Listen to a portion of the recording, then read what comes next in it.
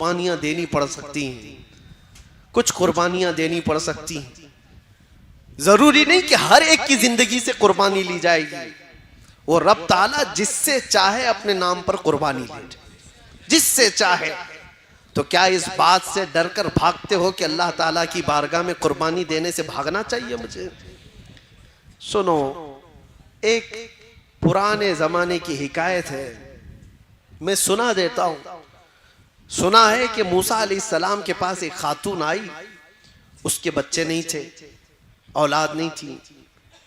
उसने आकर के कहा कि आप दुआ कर दे, अल्लाह मेरे हिस्से में बेटा दे दे, बेटी दे दे, कुछ तो औलाद मिले। आपने देखा और कहा तेरी तकदीर में औलाद लिखी नहीं गई, लौहे महफूज में तकदीर में तेरे औलाद नहीं है। वो खातून वहां से मायूस लौटी, रोती गिड़गिड़ाती हुई जा रही थी। बीच रास्ते से गुजरते हुए उसका एक दुर्वेश के पास से गुजर हुआ। एक फकीर अल्लाह की याद में एक दरख्त के नीचे बैठा रहता था। तवज्जो,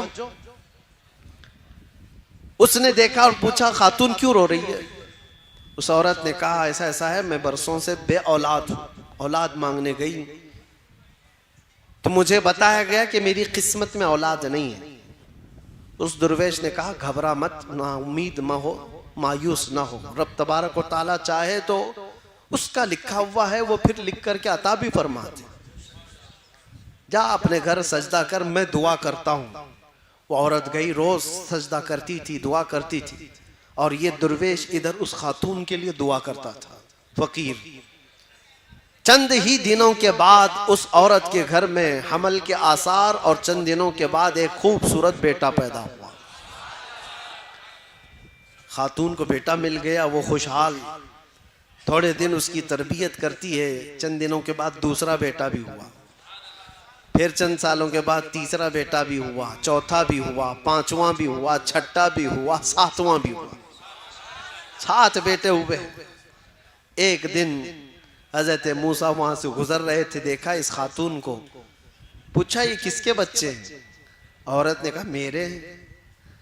तेरे? तू ही वो औरत है जो औलाद के लिए शिकायत लेकर आई थी? कहा मैं ही हूं। कहा फिर कैसे आ गए तेरी औलाद?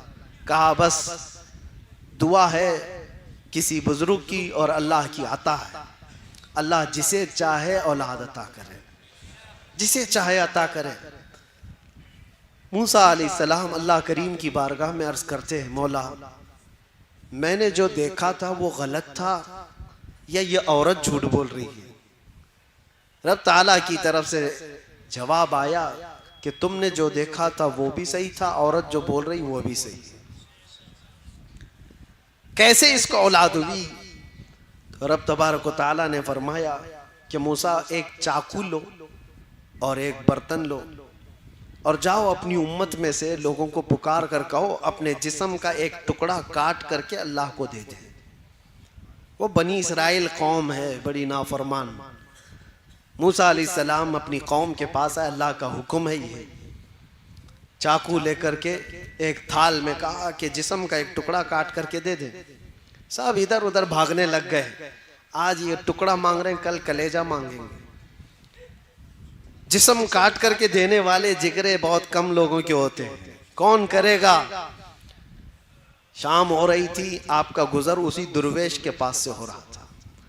उस दुर्वेश के कानों में आवाज पड़ी तो वो खड़ा हो गया, कहा ए अल्लाह के नबी, क्या रब ताला ने जिस्म का हिस्सा पूछा है, टुकड़ा पूछा है? कहा हाँ। कहा ये बर्तन दीजिए, और चाकू भी ले लिया, और उसके बाद जल्दी से खड़े होकर इधर से काटा, इधर से काटा, इधर से काटा, जिस्म के जगह जगह से पूरी तेज चाकू से काटते काटते छलनी कर दिया। टुकड़े निकालता गया, पूरा लहू लहान हो गया।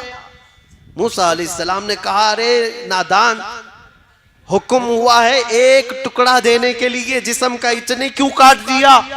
कहा आपने ये तो नहीं बताया कि रब को मेरे जिस्म का कहां का हिस्सा चाहिए,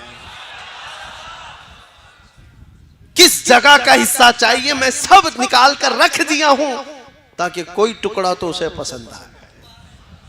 ये फना, अल्लाह की बारगाह में जो फना है, अल्लाह का जो हो गया, तब रब तबारक व तआला ने फरमाया, ऐ मूसा, जो मेरी मोहब्बत में अपने जिस्म के टुकड़े निकाल सकता हो, उसकी दुआ पर मैं क्या किसी को औलाद नहीं दे सकता।